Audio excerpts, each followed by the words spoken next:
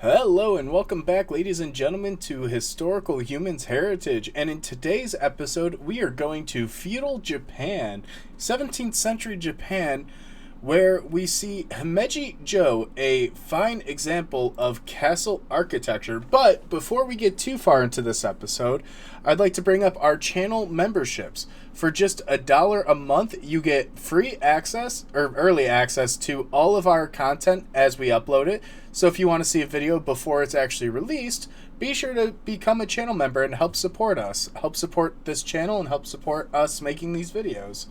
But let's continue on with this video. Yeah, only in America. It's free for $1. Yeah, sorry. That's my bad. I know. I'm loving it. It's free for $1. Look, I'm trying to ask for support, and we're bad at this, and it's uncomfortable. I love it. I love it. That's got to be our new slogan. We're free for $1. Free for $1. Anyways, Himeji-jo. Yeah, so this is a 17th century Japanese castle that dates back to the beginning of the Shogun period. It comprises a total of 83 buildings. Wow. Across its entire fortification complex. And it is designed, unlike many fortifications, it was designed with aesthetic appeal in mind. It was made to be beautiful and functional. I mean, look at how tall those walls are. Golly. Yeah, and it manages to do so without compromising either form or function. But no, this is classic Japanese fortification architecture, which is basically 40-foot wall, at the top of which is a little tinier wall for people to shoot things at you from. Well, and not to mention, you can't really see it all that well in the images, but you could tell that wall is curved inwards and upwards to prevent scaling and invasions, which that to me is a very interesting little detail and facet. And like even the tiles have engravings on the end. They have designs. Yeah. Oh, it's very beautiful and very fortuitous. Another thing too is like with the wall being wider at its base and narrower at its top. That also means that the people hiding in the little archery fortifications, all the little shooty holes, they can shoot people at the base of the wall. Getting under them does not compromise their view of you. Strategic. Yeah. So it's like they can hit you from anywhere. It's very very powerful. And this castle is considered exemplary in terms of its defensive design. So that is one of the reasons why it is a UNESCO heritage site, is because it is both incredibly beautiful and also a pinnacle of military tactics. Well, and like it's hard to see, but there's a moat, there's walls on the outside, there's forested areas, there's another walls, then you have the 40-foot high tapered walls. Like this was a defensive fortification. There was no scaling, there was no invading. I mean, image 11 of 17 shows 3 different walls that you would have to penetrate to try and invade the castle. Oh yes, definitely. Yeah, multiple walls. Additionally, the walls are offset from each other so that they can reinforce one another.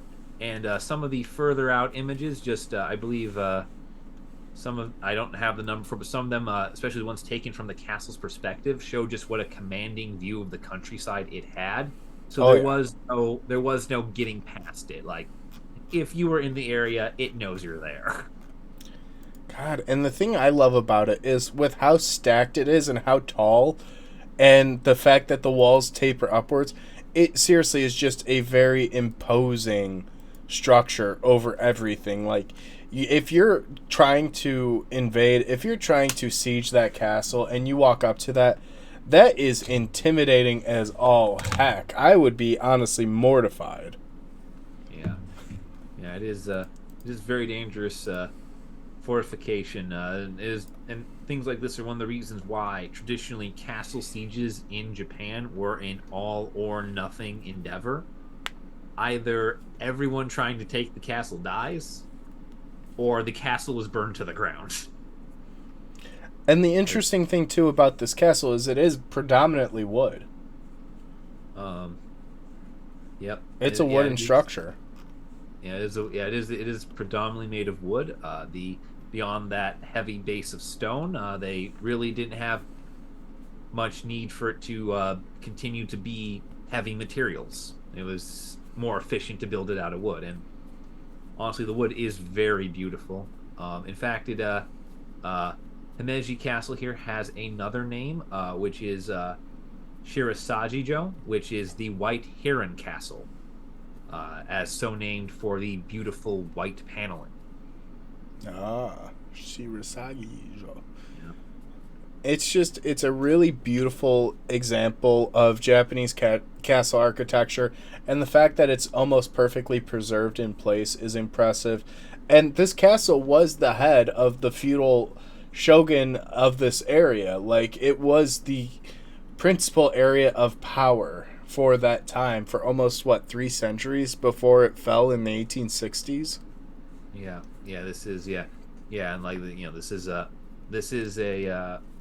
I believe this is a Tokugawa holding, because it is referring to the shoguns and the 1860s there, and that would be about the time that the Tokugawa shogunate comes to a close. And, one of the reasons the castle is so important and so crucial is they maintained them. They worked on them and they continuously repaired them. There were regular repair campaigns in the 17th, 18th, and 19th centuries, although there were some losses, some of the buildings were destroyed by a fire in 1882. Some of the buildings were replaced by military buildings during the war. I mean, it was still in use during that period, which is very surprising the Americans didn't target it. Yeah. Well, I think that was largely due to the fact that that America had a very limited window in which to target Japan, and wasn't really engaged with the island mainland for very long. But yeah, this was a military fortification for 300 years. They flattened 3 cities, Colum. That's not the best example. Yeah, they did flatten 3 cities. I'm just saying. What I'm saying, Justin, is there wasn't a prolonged period. Well, no, it wasn't a prolonged bombing campaign, no, but still, a lot of times the U.S. would target military facilities and cultural facilities to inflict the most damning blow. But the site is protected by the modern Japanese period. The national government has protected the property in close cooperation with the local government, and there's protections in place from the 1950s. There's even more laws that were reinforced in 2004 and 2008.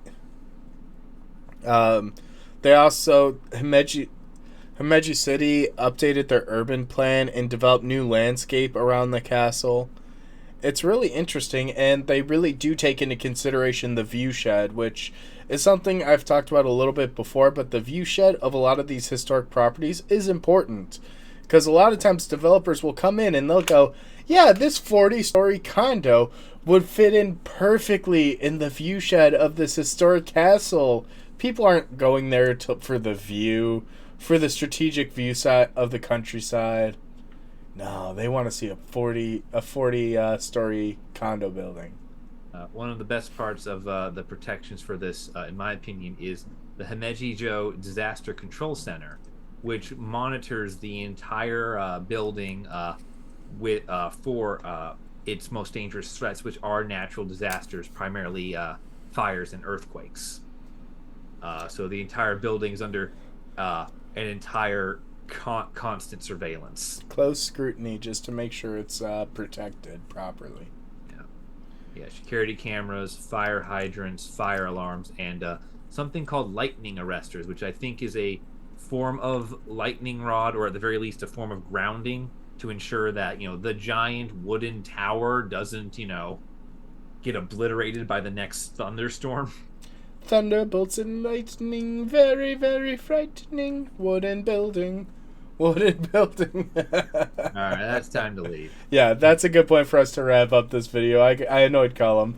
Thank you guys for watching. If you enjoyed, please leave a like and subscribe. And please be sure to check out our channel memberships and help support the channel. Thank you guys for watching.